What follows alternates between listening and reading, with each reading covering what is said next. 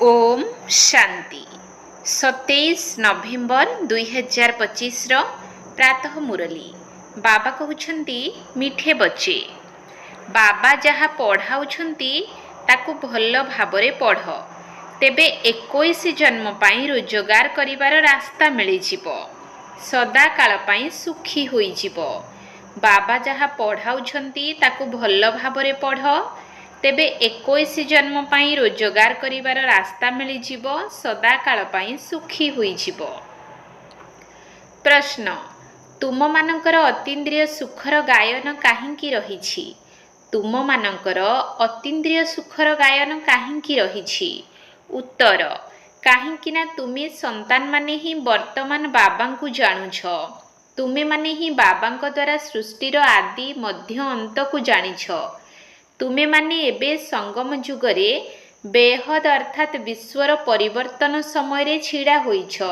जानिछ जे आमे एही लूण पानी अर्थात नर्क दुनियारू अमृत भली मीठा पानी अर्थात स्वर्ग दुनिया को जाउछु।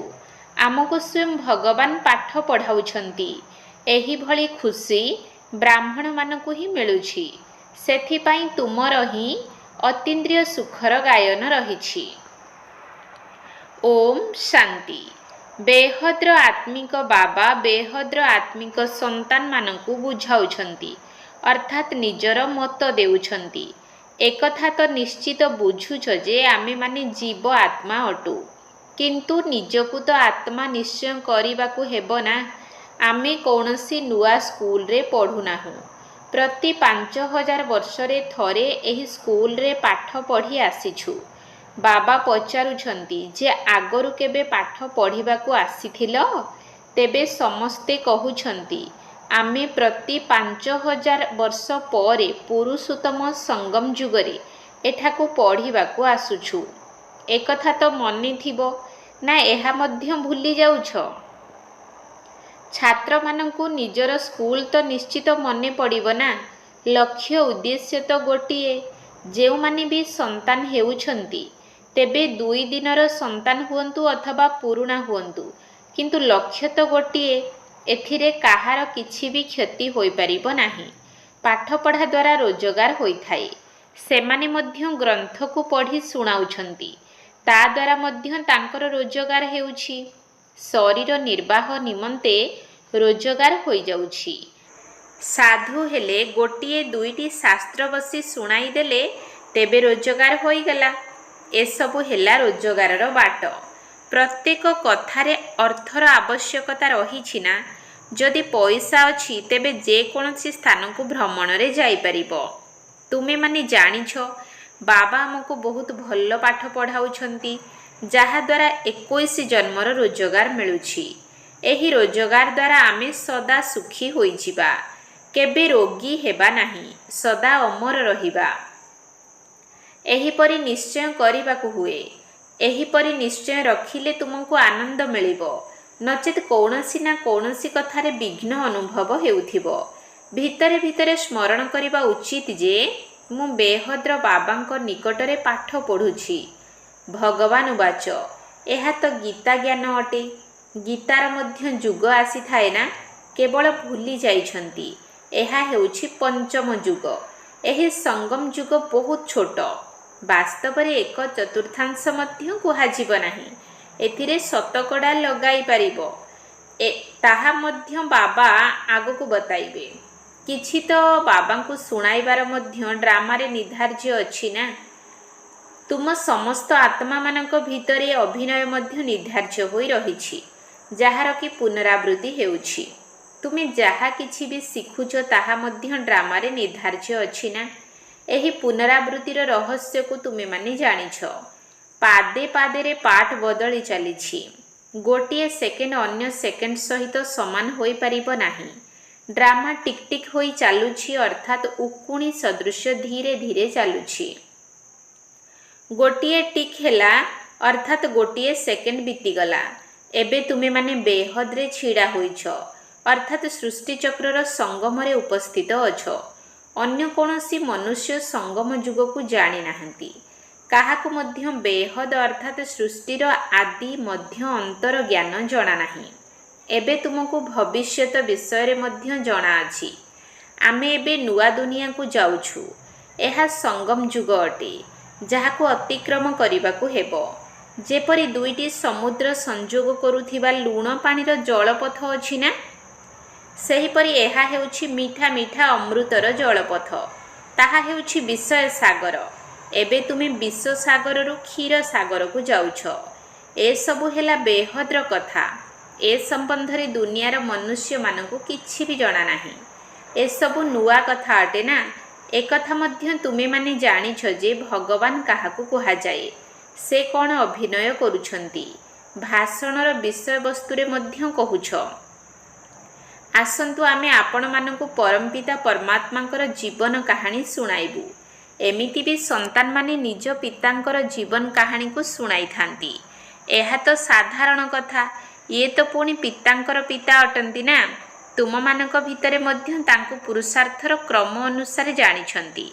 एबे तुमको यथार्थ भावरे बाबांकर परिचय देबाकू हेबो। तुमको मध्य बाबा निजर परिचय देइछंती। सेथिपाई तो तुमे बुझाई पारुछ। आउ तो केही बेहद्र बाबांकू जानी पारिबे नाही। तुमे माने मध्य संगम जुगरे ही तांकू जानुछ। मनुष्य मात्र के देवता हुअन्तु अथवा शूद्र हुअन्तु, पाप आत्मा हुअन्तु अथवा पुण्य आत्मा हुअन्तु, केही भी जानी नाहंती। केवल तुमे ब्राह्मण माने जे कि संगम जुगरे अछ, तुमे माने ही जानुछ। तेणु तुमे माने केते खुशी हेबा दरकार। सेथिपाई तो गायन रहिछि, अतीन्द्रिय सुख कौन जदि जानिबाकू चाहुछ गोप गोपी मानकू पचार। बाबा पिता भी अटंती तो शिक्षक एवं सद्गुरु मध्य अटंती। सुप्रीम शब्द तो निश्चित लेखिबाकू हेबो, किंतु केबे केबे पिला माने भूली जाउछंती। एही सबु कथा पिला मानक बुद्धि रे रहिबा दरकार। शिव बाबांको महिमारे एही शब्द निश्चित लेखिबा उचित। तुम मानक व्यतीत आउ केही तांकू जानी ही नाहंती। केवल तुमे माने ही बुझाई पारिबो। तेबे तुमर विजय हेला ना। तुमे माने जानिछ बेहद्र बाबा समस्तंकर शिक्षक, समस्तंकर सद्गति दाता अटंती। असीम सुख असीम ज्ञानर दाता अटंती। तथापि मध्य एपरि बाबांकू भूली जाउछ। देख माया केते शक्तिशाली। ईश्वरंकू तो सर्वशक्तिमान कहउछंती, किंतु माया मध्य कम नुही। तुमे पिला माने एबे ठीक भाबरे जानुछ। तार नाम ही हेउछि रावण।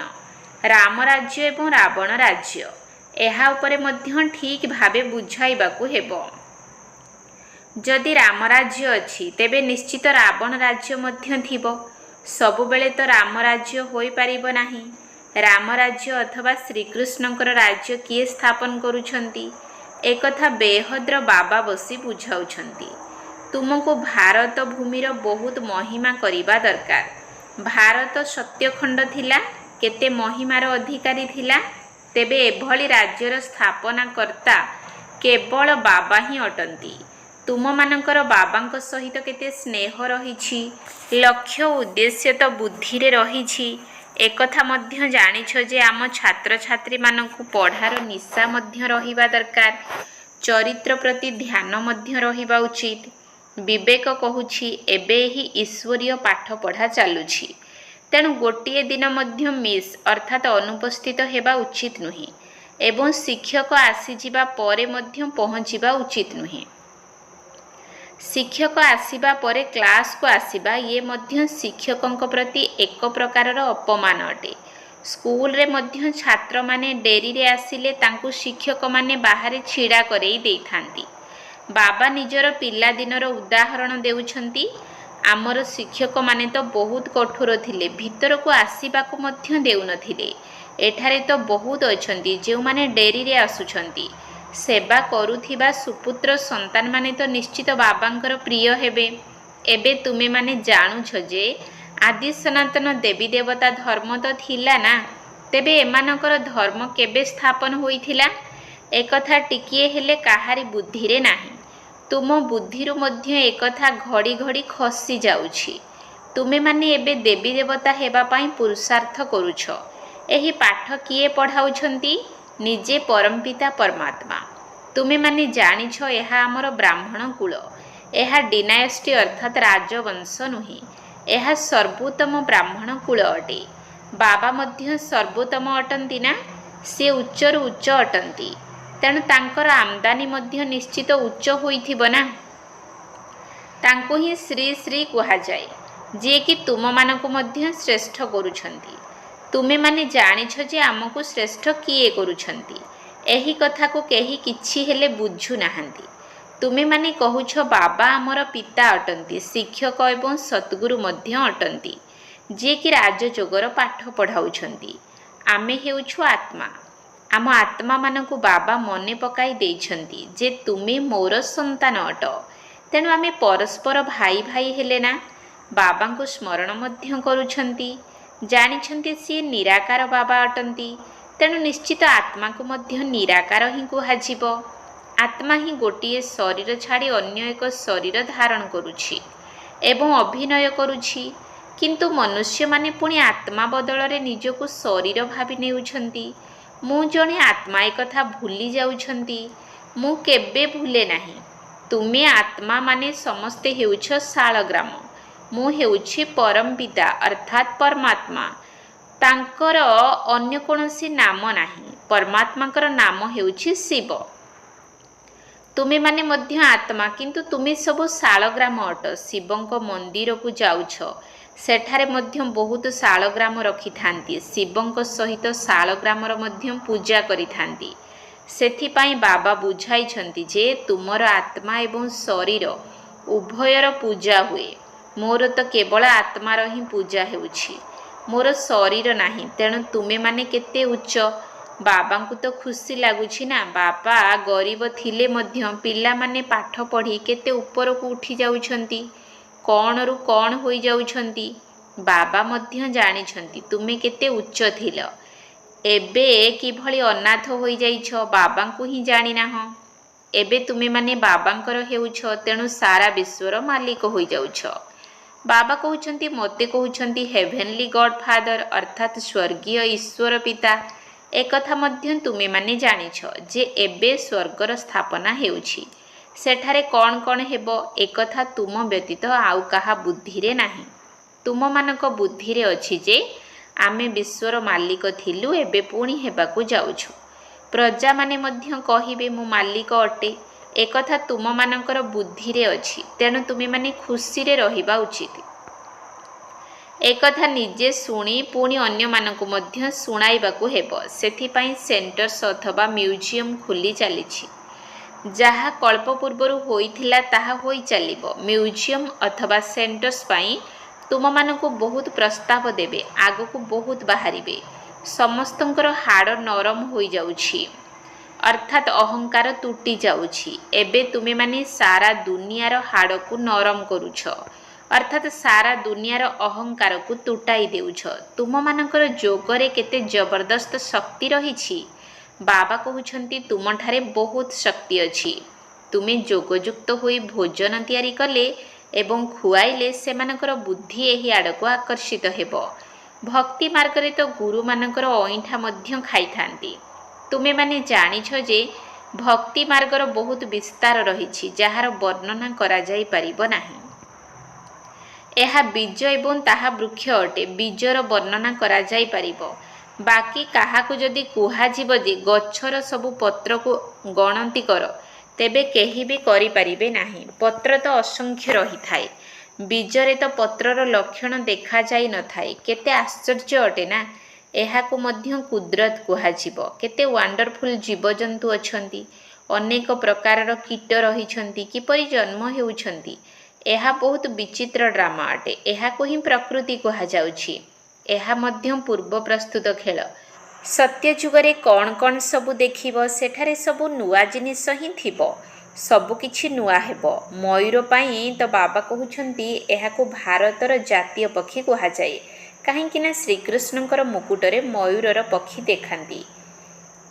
ମୟୂର ଏବଂ ମୟୂରୀ ସୁନ୍ଦର ମଧ୍ୟ ଅଟନ୍ତି। ମୟୂରୀର ଗର୍ଭଧାରଣ ମଧ୍ୟ ଆଖିର ଲୁହ ଦ୍ୱାରା ହୋଇଥାଏ।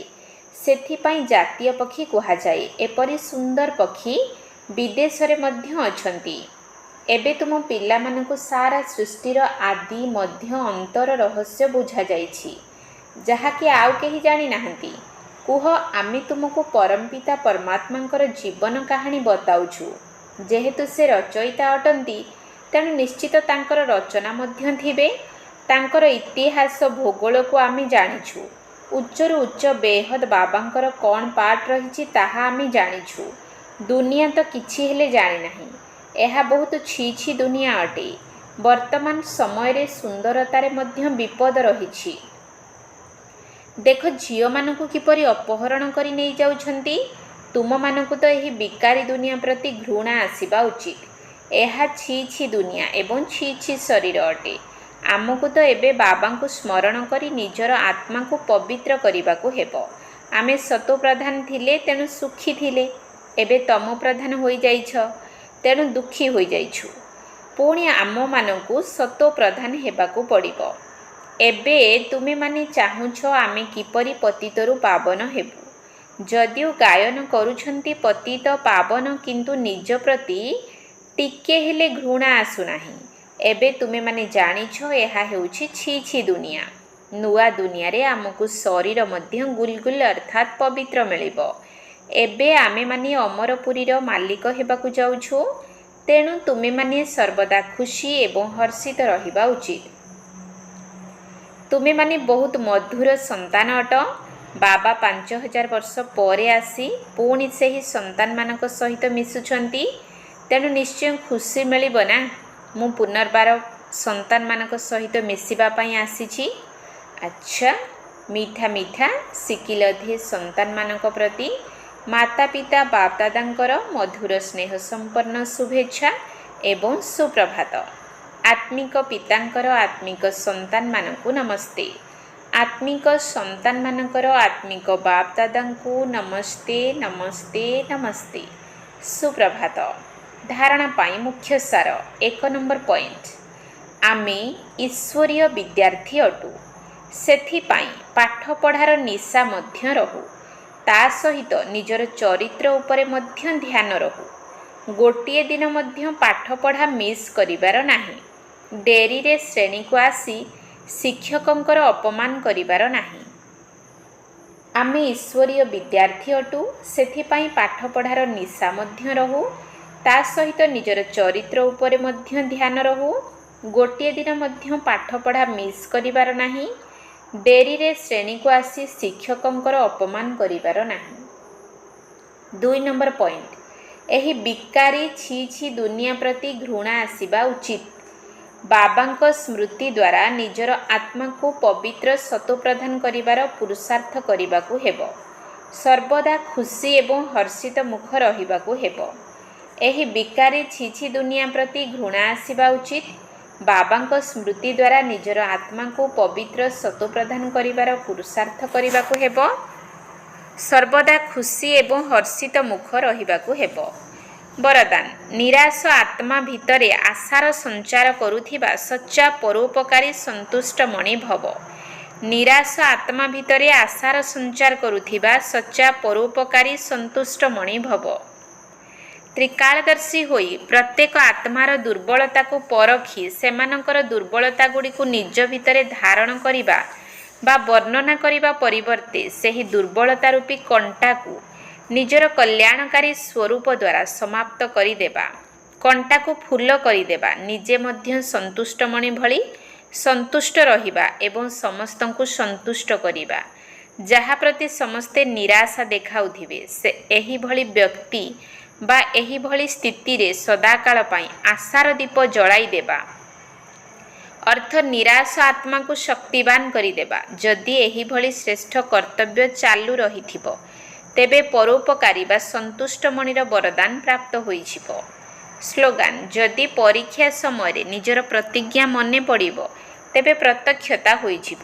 ଯଦି ପରୀକ୍ଷା ସମୟରେ ନିଜର ପ୍ରତିଜ୍ଞା ମନେ ପଡ଼ିବ, ତେବେ ପ୍ରତ୍ୟକ୍ଷତା ହୋଇଯିବ। ଅବ୍ୟକ୍ତ ଇସାରା, ଅଶରୀରୀ ଅଥବା ବିଦେହୀ ସ୍ଥିତିର ଅଭ୍ୟାସକୁ ବଢ଼ାଅ। ସାରା ଦିନ ଭିତରେ ମଝିରେ ମଝିରେ ଯଦି ଗୋଟିଏ ସେକେଣ୍ଡ ବି ମିଳୁଛି, ତେବେ ବାରମ୍ବାର ଏହି ବିଦେହୀ ହେବାର ଅଭ୍ୟାସକୁ କରିଚାଲ। 2-4 ସେକେଣ୍ଡ ମଧ୍ୟ ବାହାର କର। ଏହାଦ୍ୱାରା ବହୁତ ସହଯୋଗ ମିଳିବ। ନଚେତ୍ ସାରା ଦିନ ବୁଦ୍ଧି କେଉଁଠି କେଉଁଠି ଘୁରି ବୁଲୁଛି। ତେଣୁ ବିଦେହୀ ହେବା ପାଇଁ ସମୟ ଲାଗିଯାଉଛି। କିନ୍ତୁ ଅଭ୍ୟାସ ଚାଲୁ ରହିଥିଲେ ଯେବେ ଇଚ୍ଛା ସେବେ ବିଦେହୀ ହୋଇପାରିବ। କାହିଁକି ନା ଅନ୍ତ ସମୟରେ ସବୁକିଛି ଅଚାନକ ହେବ। ତେଣୁ ଅଚାନକ ପରୀକ୍ଷାରେ ଏହିଭଳି ବିଦେହୀ ହେବାର ଅଭ୍ୟାସ ବହୁତ ଆବଶ୍ୟକ। ଓମ୍ ଶାନ୍ତି।